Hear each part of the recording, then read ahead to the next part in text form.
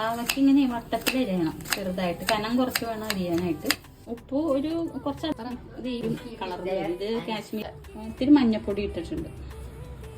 നല്ലോണം കൈയിട്ട് ഇങ്ങനെ കുഴച്ച് നമ്മൾ കൈയിട്ട് പെരട്ടി വെച്ച് നല്ലോണം ഉപ്പ് വെള്ളമൊക്കെ ഇറങ്ങിയത് കണ്ട, നല്ല വെള്ളം ഇറങ്ങിയിരിപ്പുണ്ട്. നമ്മളത് അരിപ്പൊടി ഇട്ട് പിടിപ്പിച്ചെടുക്കണം. കുറച്ചായിട്ട് ഇട്ടിങ്ങനെ വെതറി പിടിപ്പിച്ചെടുക്കണം.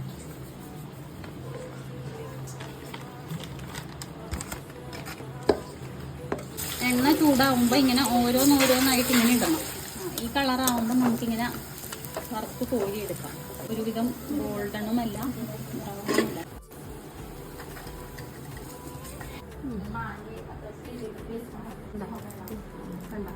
നല്ല കുറുകുറാന്നിരിക്കും, നല്ല ക്രിസ്പി ആയിട്ട്.